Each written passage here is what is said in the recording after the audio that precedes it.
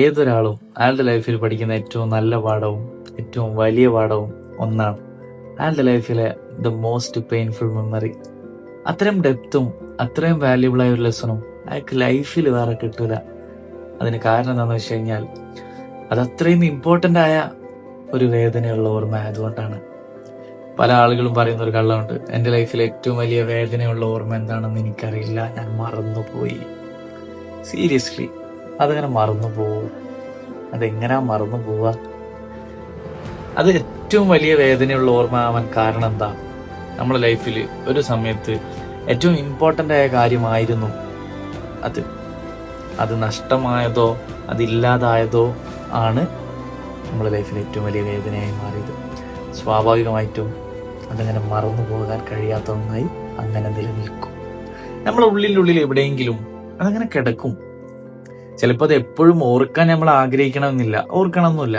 But still ഓർമ്മകളിൽ നിന്ന് അതങ്ങനെ മാഞ്ഞു പോകുന്നില്ല. ഏതോ ഒരു മൂലയിൽ അതങ്ങനെ ഉണ്ടാവും.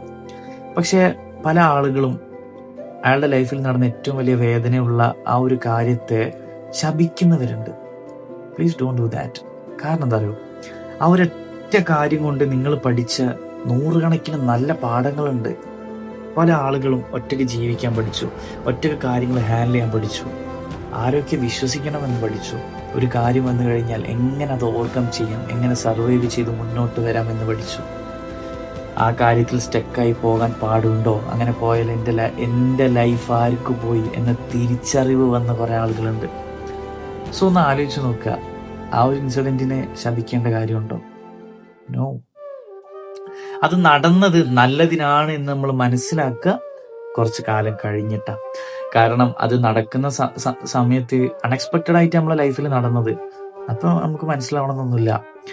അതിൻ്റെ വീര്യം കുറഞ്ഞു വരുന്ന സമയത്ത് ഉള്ളിൽ വെളിച്ചം കൂടി വരും. അപ്പം നമ്മൾ തിരിച്ചറിയും, യെസ്, നന്നായി അതങ്ങനെ സംഭവിച്ചത്. എന്താ പറയുക, 5 സ്റ്റാറിനൊക്കെ പരസ്യത്തിൽ പറയുന്ന പോലെ നന്നായി ഒന്നും ചെയ്യാതിരുന്നത് എന്ന് പറയുന്ന പോലെ നന്നായി അത് സംഭവിച്ചത്. പക്ഷെ തിരിച്ചറിയണമെങ്കിൽ കുറച്ചൊന്ന് കഴിയണം. ആ സമയം കഴിഞ്ഞ് തുടങ്ങുന്ന സമയത്താണ് തിരിച്ചറിവുകൾ വരിക. അതായത് എന്തൊക്കെ മാറാനുണ്ട്, ഇനി മുന്നോട്ട് പോകണമെങ്കിൽ എന്തൊക്കെ ചെയ്യാനുണ്ട് എന്ന ചോദ്യങ്ങളും അതിനുള്ള ഉത്തരങ്ങളും നമ്മൾ സ്വയം കണ്ടെത്തി തുടങ്ങും. അവിടുന്ന് പല ആളുകളും ഒറ്റയ്ക്ക് ജീവിക്കാൻ പഠിക്കും, ഒരുതി മുന്നേറാൻ തുടങ്ങും, സ്വയം ബിൽഡ് ചെയ്ത് വരും. കാരണം ആ ഒരു ഇൻസിഡന്റ് നടക്കുന്ന സമയത്ത് ഏറ്റവും ടോപ്പിന്ന് ഏറ്റവും താഴോട്ടാവും ചിലപ്പോൾ നമ്മൾ വീണിട്ടുണ്ടാവുക. പിന്നെ അതിൻ്റെ താഴോട്ട് പോകാൻ നമുക്ക് സ്പേസ് ഇല്ല. അത്രയും അടിത്തട്ടിൽ നമ്മൾ എത്തിയിട്ടുണ്ടാവും. അവിടെ നമ്മൾ ഒന്ന് എഴുന്നേറ്റ് നിൽക്കാൻ വരെ ചിലപ്പോൾ കുറച്ച് സമയം എടുക്കും. പക്ഷെ ഒരു കാര്യം ഉറപ്പിക്കണം, അല്ലെങ്കിൽ ഒരു കാര്യം നമുക്ക് ഉറപ്പാണ്, അതിൻ്റെ താഴോട്ട് നമുക്ക് പോകാനില്ല. അടിത്തട്ടിൽ നമ്മൾ നിൽക്കുന്നത്. അവിടെ നിന്ന് എണീറ്റ് കഴിഞ്ഞാൽ നമുക്ക് മുകളിലോട്ട് പോകാൻ ഒരുപാട് ദൂരമുണ്ട്. ആ ഒരു തിരിച്ചറിവ് വരുന്നൊരു സമയം കൂടാണത്. അപ്പം നിങ്ങളൊന്ന് ആലോചിച്ച് നോക്ക്, നിങ്ങളുടെ ലൈഫിൽ നടന്ന ഏറ്റവും നല്ല പാഠം എന്ന് പറയുന്നത് നിങ്ങളുടെ ലൈഫിൽ നടന്ന ഏറ്റവും വലിയ വേദനയുള്ളൊരു ഓർമ്മ തന്നെയല്ലേ? അത്രേ ഉള്ളൂ. സിമ്പിളായിട്ട് പറയുകയാണെന്നുണ്ടെങ്കിൽ നമ്മളിൽ ഭൂരിഭാഗം പേരും പല സ്വപ്നങ്ങളും നേടിയെടുത്തതും സ്വപ്നങ്ങൾക്ക് പുറകെ വാശിയോടെ ഓടിയതും നേടിയെടുക്കണമെന്ന ചിന്ത നമ്മളെ ഉള്ളിൽ ആഞ്ഞടിച്ചതും അത്രയും വലിയൊരു വേദന നമ്മളെ മനസ്സിൽ സംഭവിച്ചതുകൊണ്ടാണ്.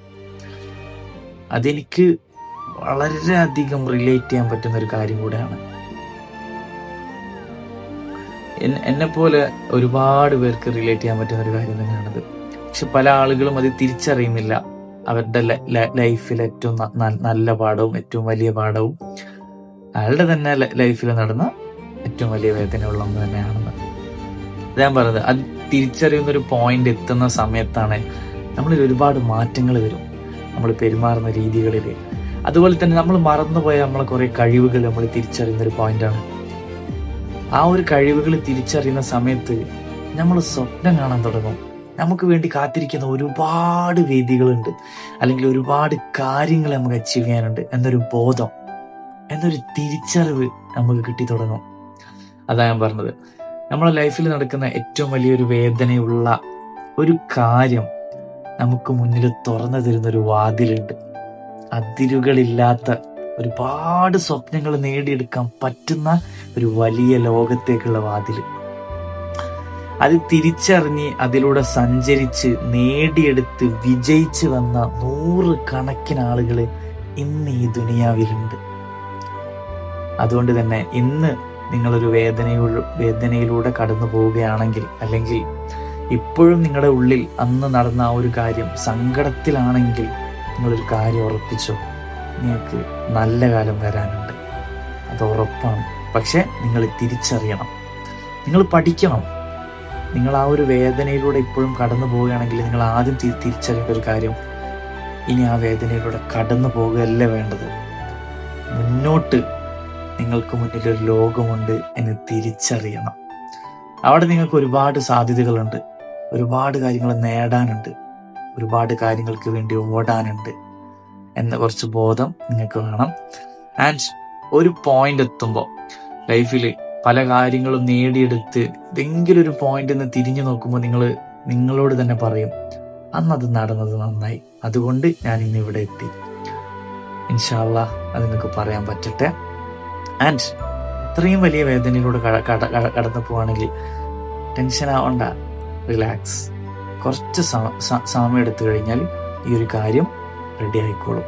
അതെങ്ങനെയാ റെഡി ആവുമെന്ന് ചോദിച്ചു കഴിഞ്ഞാൽ ആ കാര്യം പഴയതുപോലെ ആവുന്നല്ല, നിങ്ങൾ നിങ്ങളെ തന്നെ ഒന്ന് റെഡിയാക്കി എടുത്തു കഴിഞ്ഞാൽ പിടിച്ചു നിൽക്കാൻ പറ്റുന്ന രൂപത്തിലേക്ക് റെഡിയാക്കുക. അതാണ് ഞാൻ ഉദ്ദേശിച്ചത്. അല്ലാതെ ആ ഒരു കാര്യം ഇനി പഴയതുപോലെ ആകണമെന്ന് പ്രാർത്ഥിക്കുന്നതിന് പകരം നിങ്ങൾ പ്രാർത്ഥിക്കേണ്ടത് നിങ്ങളെ ഒന്ന് റെഡിയാക്കാനാണ്.